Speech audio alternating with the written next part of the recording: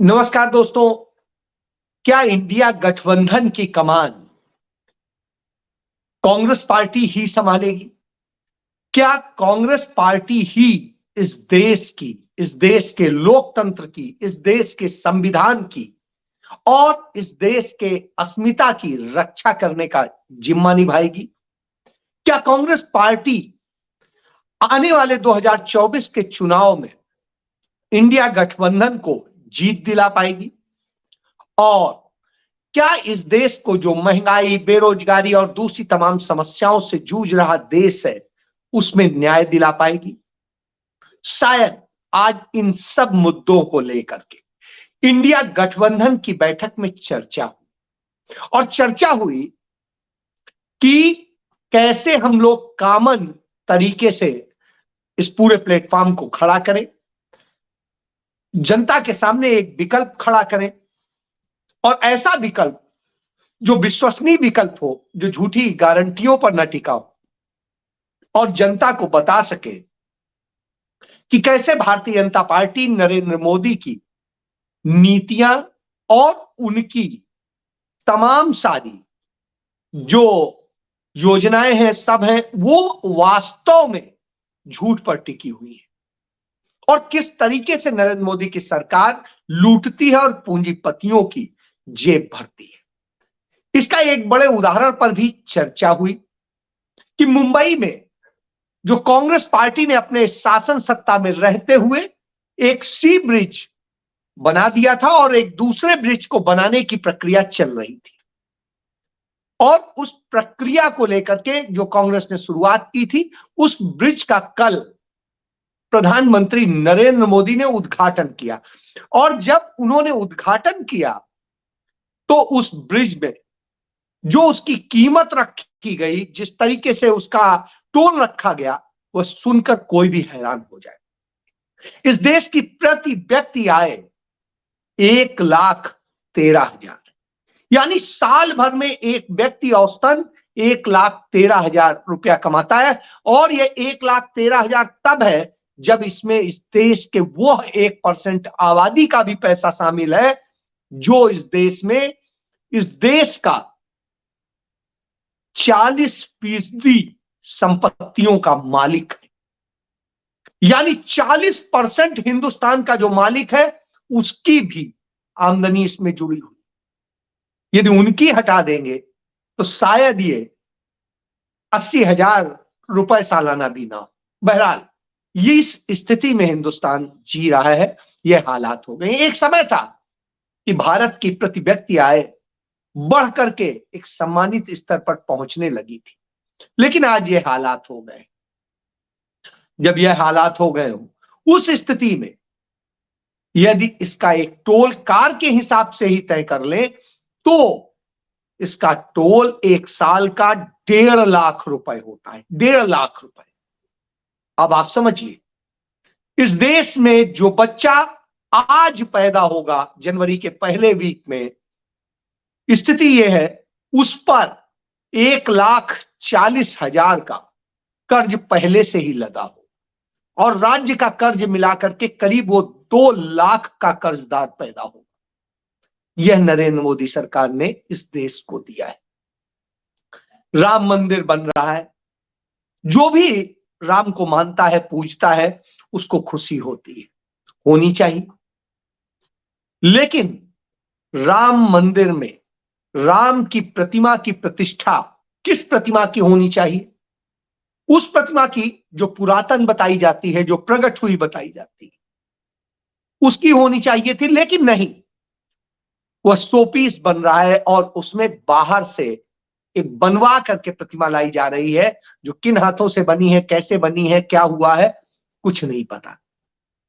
तो आप जानिए वो प्रतिमा स्थापित होगी और उसकी प्राण प्रतिष्ठा कौन करेगा? जो भगवान राम सबको प्राण देने वाले हैं, उनको प्राण नरेंद्र मोदी देंगे साहब। उनको उंगली पकड़ के ले जा रहे हैं, इस तरह के पोस्टर्स लगाए जा रहे हैं। और नरेंद्र मोदी ने तो अयोध्या में कह दिया कि पीएम आवास योजना से उन्होंने 4 करोड़, हालांकि उन्होंने 4 करोड़ दिए नहीं है रोजगार, घर, लेकिन उन्होंने जो है वहां पर जाकर के कह दिया कि हमने 4 करोड़ लोगों को घर दिए हैं पीएम योजना में, आवास योजना में। जो पहले इंदिरा आवास योजना होती थी उसी को पीएम आवास योजना कहा गया। तो यह कह के और उसी में ही राम के भी घर को वो जोड़ देते हैं। यानी राम की स्थिति ये, जब इस पर बात होती है कि राम को घर दे रहे हैं, राम को ये दे रहे हैं, वो राम जो सबको देते हैं उन्हें मोदी दे रहे हैं, तो साहब सबसे बड़े भगवान तो मोदी हो गए। फिर यह भारतीय जनता पार्टी के लोग प्रचार करते हैं। लेकिन हमारे सनातन धर्म के सर्वोच्च गुरु कहते हैं कि किस विधि से और कैसे प्रतिमा को प्रतिष्ठा होनी चाहिए, कैसे मंदिर का होना चाहिए, उन सब चीजों को लेके एक धार्मिक व्यवस्था है। यदि वो व्यवस्था नहीं है तो वहां चांडाल विराजते हैं, भूत प्रेत विराजते हैं। तो आप समझ सकते हैं, बहरहाल ये धार्मिक मान्यताएं हैं, शास्त्रों के मुताबिक है, इसलिए ये हालात है। और ऐसी स्थिति में इस देश का, जिसे गोदी मीडिया कहते हैं, चरण चुंबक मीडिया कहते हैं, वो मीडिया एक नैरेटिव बनाने में जुट गया।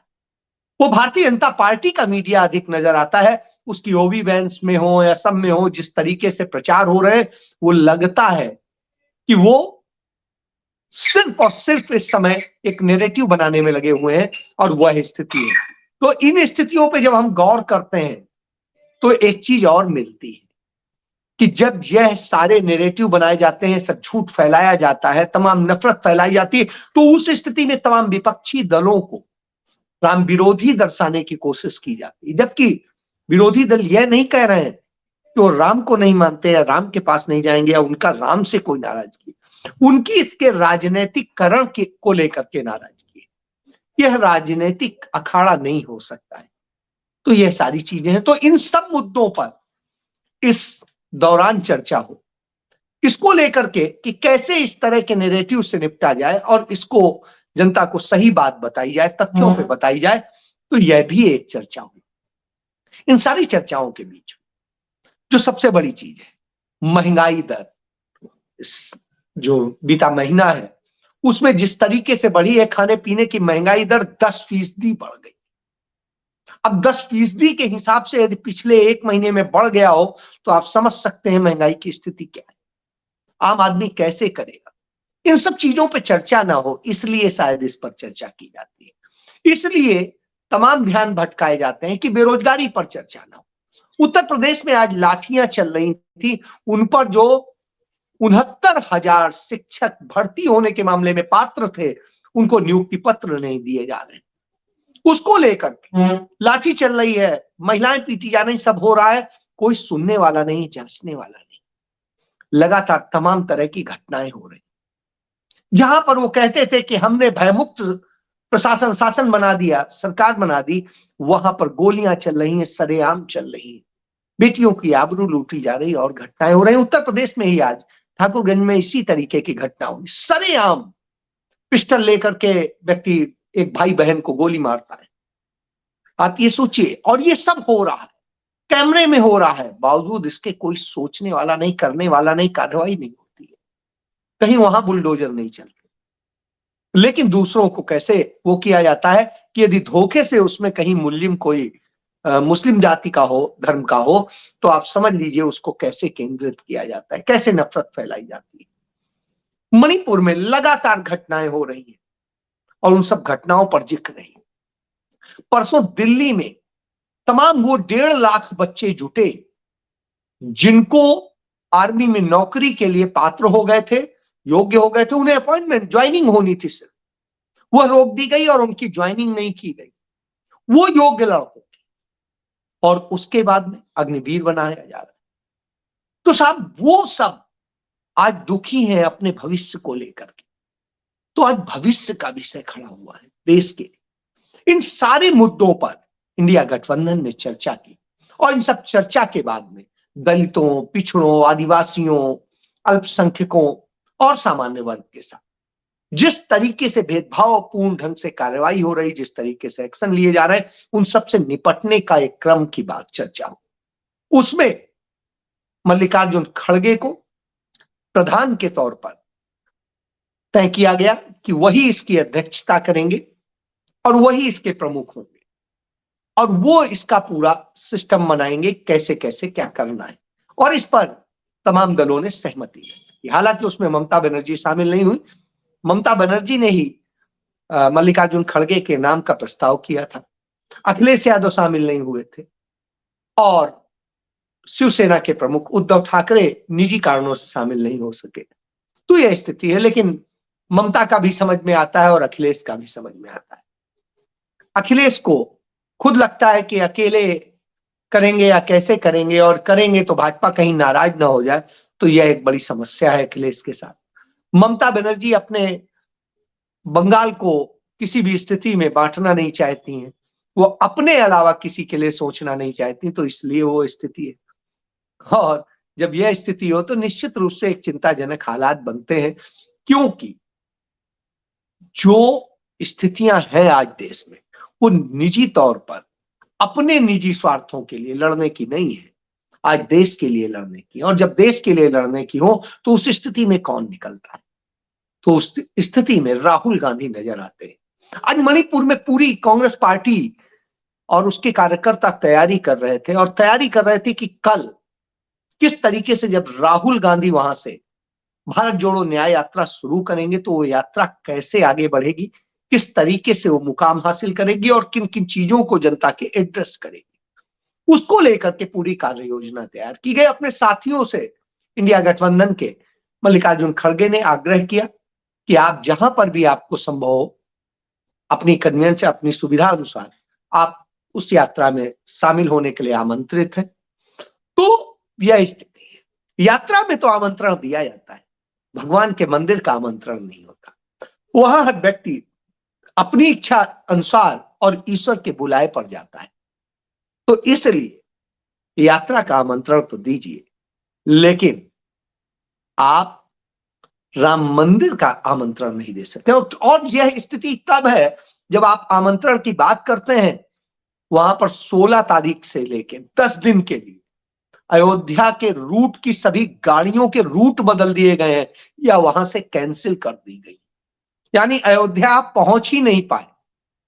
यह व्यवस्था की है नरेंद्र मोदी सरकार ने, जो लोगों को 22 तारीख को बुलाने की बात की। तो साहब किसको, एक तरफ आप कहते हैं आप अपने घर से करिए, एक तरफ आप यात्रा को रोकने का काम करते हैं, एक तरफ कहते हैं आप विधि विधान से कर रहे हैं। तो पहले आप ही डिसाइड कर लीजिए कि क्या है, शंकराचार्य बड़े हैं या चंपत राय बड़े हैं? तो धर्म के मुताबिक तो शंकराचार्य जी हैं। तो शंकराचार्यों की बात को अनसुना करके चंपत राय के हिसाब से सब चल रहा है, वो चंपत राय जो तमाम घोटालों में शामिल है, तब सवाल तो उठते हैं। और यही सारे सवाल कि कब आप बेटियों की सुरक्षा की बात करेंगे, उनकी शिक्षा की बात करेंगे। जो आप बेटी बचाओ बेटी पढ़ाओ का नारा देते थे, वो नारा वास्तव में कब सार्थक होगा? क्योंकि आपके समय में तो बेटियों के साथ जो हो रहा है वो अपने आप में दुर्भाग्यपूर्ण है, और वो सब कुछ हो रहा है जिसे खराब माना जाता है, गलत माना जाता है। वहीं दूसरी तरफ युवा अपने रोजगार के लिए परेशान है, रोजाना वो आत्महत्या करता घूम रहा है। तो ऐसी स्थिति में निश्चित रूप से बहुत चिंताजनक है। तमाम युवाओं को शिक्षा छोड़नी पड़ रही है बड़े बड़े इंस्टीट्यूशन से, क्योंकि उनके पास पैसा नहीं है कि वो फीस दे सके। यह हालात हो गए। और इसके बाद में इस महंगाई के दौर में जिस तरीके से आपने सबको बांटा है, तोड़ा है, तो वो आता है सवाल।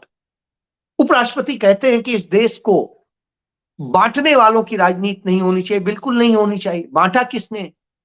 कोई उत्तर दक्षिण में बांट रहा है, कोई सनातन धर्म को भी बांटे दे रहा है, कोई जातियों में बांट रहा है, कोई धर्म में बांट रहा है। तो जिस तरह से बांटने का काम किया है वह दुर्भाग्यपूर्ण है। राम राज्य में यह तो नहीं होता है। तो यदि राम की बात करते हैं तो कम से कम उनसे कुछ सीखने का भी काम कीजिए। और इसके बाद जो सबसे बड़ी चीज है कि इस देश में पूंजीपतियों का सब कुछ बना दिया है। जैसे मैंने आपको बताया कि मुंबई के उस पुल को जो सोने के जैसा पुल बना दिया हो, जैसे जैसे वो सड़क बनाई है द्वारका एक्सप्रेसवे की, और उसमें जिस तरीके से पैसा लगाया गया, किसको कमवाया गया, उसी तरीके के घोटाले यहां भी सब है। किसको आप इतना कमवाना चाहते हैं और किसको लूटना चाहते हैं, इसका भुगतान कौन करेगा? इसका भुगतान आम जन करेगा, और आम जन से आप लेंगे, चंद पूंजीपतियों को देंगे। यह तो नहीं तैयारी थी। तैयारी यह थी कि कम से कम पैसे में अधिक से अधिक सुविधा देंगे। यही तो नीति कांग्रेस की होती थी। तो आप किस बूते उनसे बराबरी करते हैं? निश्चित रूप से एक दुखद हालात पैदा हो गए, और जब ये हालात पैदा हो गए हो तो निश्चित रूप से याद आता है, पंडित नेहरू कहते थे कि अधिक से अधिक पूंजीपतियों को काम करने के लिए प्रोत्साहित कीजिए, जिससे वो यहाँ पर अपने काम करें, उद्योग लाएं, और उन उद्योगों से होने वाली आमदनी का एक बड़ा हिस्सा हम इस देश के गरीबों के उत्थान के लिए, इस देश के लोगों की जरूरतों को पूरा करने के लिए और किसानों के लिए, मजदूरों के लिए खर्च कर सके, इसकी व्यवस्था होनी चाहिए। और उन्होंने ऐसा किया, इस देश को आत्मनिर्भर बनाया।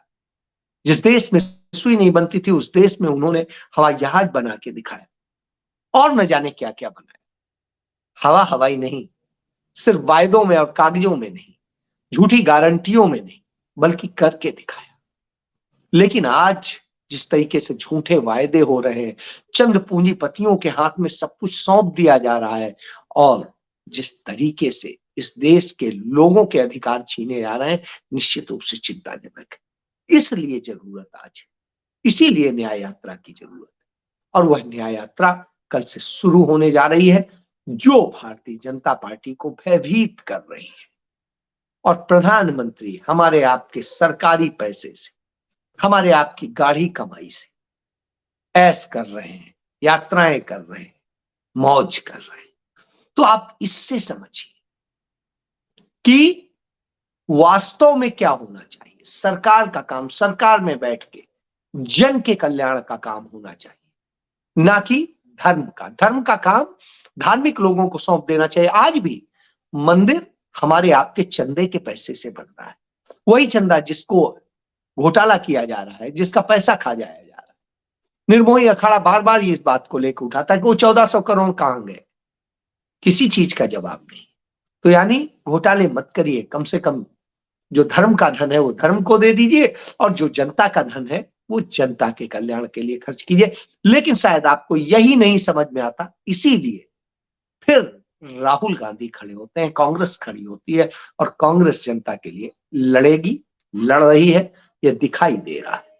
और जब यह दिखाई दे रहा हो तो फैसला आपको करना है कि आपको किसके साथ जाना है, जनता के साथ या नफरत के साथ। वो जो झूठ बोलते हैं हम नफरत फैलाते हैं, फैसला आपको करना है। जय